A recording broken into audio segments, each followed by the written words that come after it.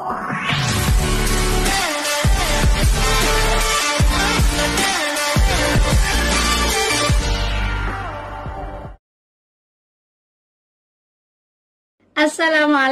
warahmatullahi wabarakatuh. Apa kabar semuanya? Semoga kita selalu dalam lindungan Tuhan Yang Maha Esa. Amin, amin ya robbal alamin. Senang sekali hari ini saya Mafiro bisa membuat vlog kembali untuk dapat sharing tentang ilmu reksadana. Jika kemarin di chapter 3 kita telah membahas 4 perkembangan jenis reksadana yang telah beredar di pasar modal, yaitu reksadana indeks, reksadana ETF, reksadana penyertaan terbatas, dan reksadana global fund, maka di chapter 4 kali ini saya akan membahas 3 perkembangan jenis reksadana yang lainnya. Di antaranya adalah, yang pertama adalah reksadana Dinfra, yang kedua adalah reksadana dana investasi real estate, yang ketiga adalah reksadana berbasis suku. Mari kita bahas satu persatu ketiga reksadana tersebut. Yang pertama, mari kita membahas mengenai reksadana Dinfra.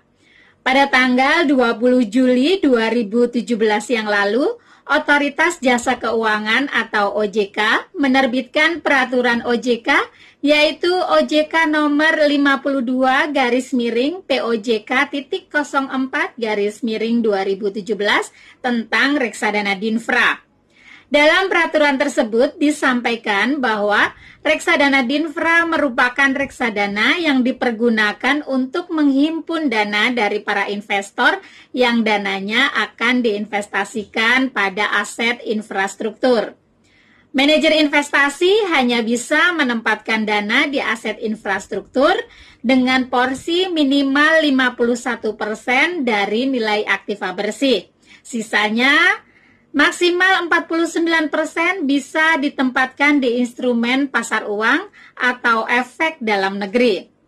Lantas, apa bedanya dengan reksadana RDPT yang di chapter 3 pernah saya sampaikan? Yang membedakan adalah jika RDPT hanya ditawarkan kepada investor yang terbatas, serta hanya boleh dimiliki oleh maksimal 50 investor saja. Sedangkan Dinfra bisa ditawarkan melalui penawaran umum dan tercatat di Bursa Efek Indonesia serta ada pasar sekundernya, sedangkan RDPT hanya ada di pasar primary saja. Yang kedua, mari kita membahas mengenai reksadana dana investasi real estate atau di pasar modal biasanya disingkat dengan DIRE. Reksadana dana investasi real estate atau DIRE adalah wadah yang berbentuk kontrak investasi kolektif atau KIK yang dipergunakan untuk menghimpun dana dari investor yang selanjutnya diinvestasikan pada aset real estate, aset yang berkaitan dengan real estate, kas maupun setara kas yang kemudian dikelola oleh perusahaan investasi atau manajer investasi.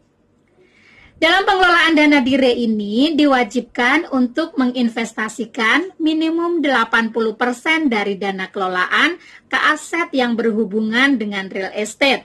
Dari total aset kelolaan itu juga, minimum 50% harus berbentuk aset real estate seperti mall, perkantoran, apartemen, dan perumahan yang dapat disewakan.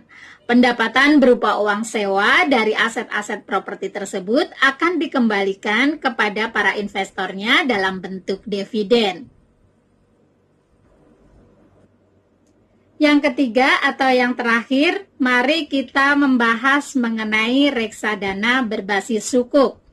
Pada tahun 2015 yang lalu, Otoritas Jasa Keuangan mengeluarkan peraturan OJK nomor 19/2015 yang mengatur tentang penerbitan reksadana syariah berbasis sukuk. Reksadana berbasis sukuk adalah reksadana syariah yang diizinkan untuk berinvestasi minimal 85% dari dana kelolaan pada surat hutang syariah atau sukuk. Reksadana sukuk ini membuka jalan bagi para investor reksadana untuk melakukan investasi ke perusahaan baik yang sudah go public maupun yang belum go public melalui pembelian sukuk ini.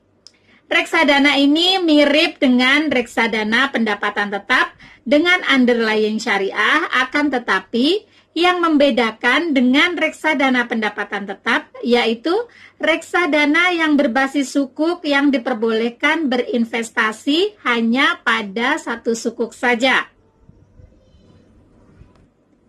Nah, itu tadi seputar perkembangan jenis-jenis reksadana yang dapat share kali ini. Jika mau tahu tentang reksadana itu apa, ikuti terus vlognya Mavi hanya di YouTube channel Maviro Official. Jangan lupa klik like, subscribe, dan share YouTube channelnya Mavi. Sampai jumpa dan wassalamualaikum warahmatullahi wabarakatuh.